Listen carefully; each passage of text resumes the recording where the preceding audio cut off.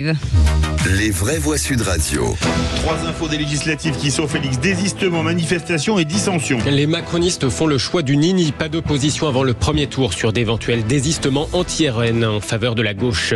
Marine Le Pen, de son côté, prédit et dénonce des manifestations de la gauche en cas de victoire de son parti, le RN. Et puis dissensions internes tous azimuts. À gauche, Adrien Quatennens attaque frontalement son camarade François Ruffin. Quand à droite, Aurélien Pradier quitte LR, un parti mort selon lui. Les vraies voix Sud Radio.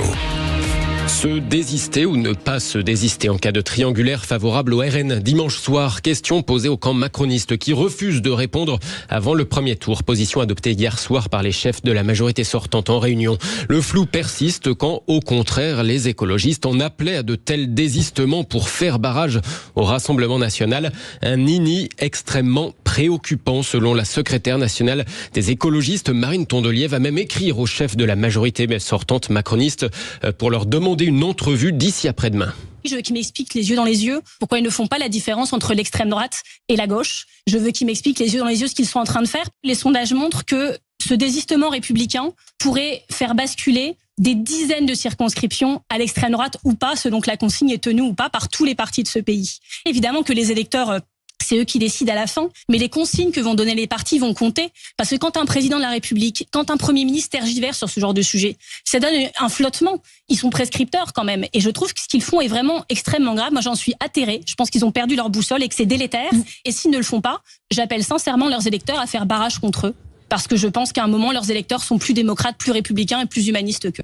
Marine Tondelier, secrétaire nationale des écologistes, au micro de nos confrères de BFM TV ce matin. J'avoue que si j'avais envie de plaisanter, elle me le permettrait, parce que tout de même qu'elle vienne donner des leçons de morale républicaine en ne parlant que de la gauche, alors qu'elle s'allie avec une extrême gauche extrêmement dangereuse, non, franchement, je préfère arrêter là. Olivier D'Artigol. Oui, mais il y a une réalité dans l'histoire politique toute récente, c'est que par 2 fois, Emmanuel Macron, sur les 2 dernières élection présidentielle, a appelé au barrage à Marine Le Pen au second tour.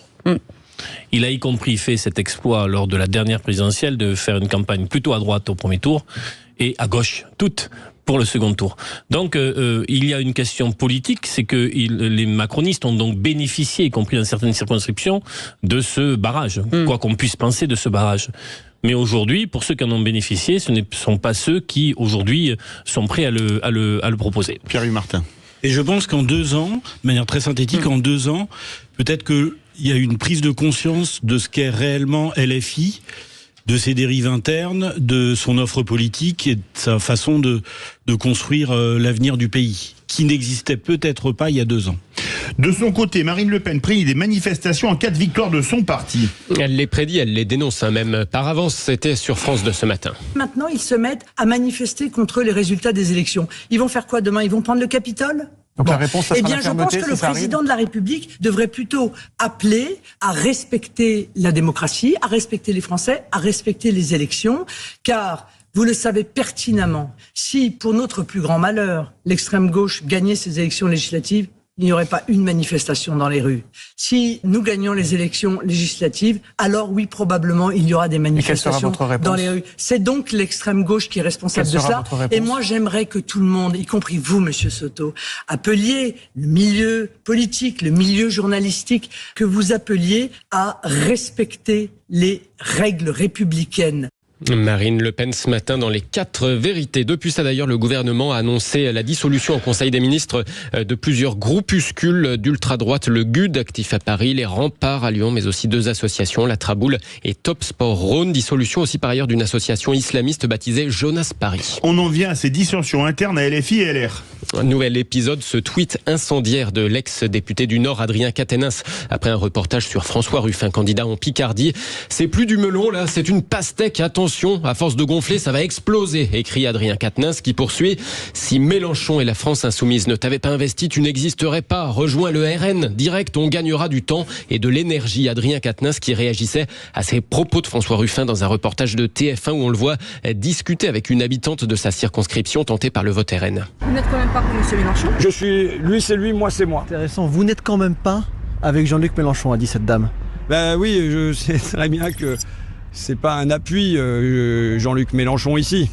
C'est plutôt quelque chose qui repousse les électeurs. Je pense que c'est un obstacle à la victoire du Front populaire. Aujourd'hui, tirer contre Jean-Luc Mélenchon est ton assurance vie, dénonce aussi Adrien Quatennens, très remonté par la séquence. Quand côté LR, c'est un ex-vice-président du parti, le député du Lot, Aurélien Pradier, qui claque la porte. Les Républicains, parti mort selon lui. Démarche peu loyale tout de même à ce stade de la campagne, juge le maire LR de Cannes et président de l'Association des maires de France, David Lisnard. Je peux tout envisager, mais pas à 4 jours d'un premier tour. Aujourd'hui, on a 4 jours d'un premier tour. Ce qui compte, c'est de soutenir nos candidats, les candidats LR, Nouveau Centre, Nouvelle Énergie, etc., etc. Le maire de LR de Cannes, David Lisnard, au micro de Jean-Jacques Bourdin ce matin sur Sud Radio. Pas de changement, en tout cas depuis hier, dans le rolling IFOP fiducial des législatives pour Sud Radio, LCI et Le Figaro, à savoir le RN toujours premier à 36%, le Nouveau Front Populaire deuxième à 28,5% et puis la majorité Ensemble troisième à 21% des intentions de vote.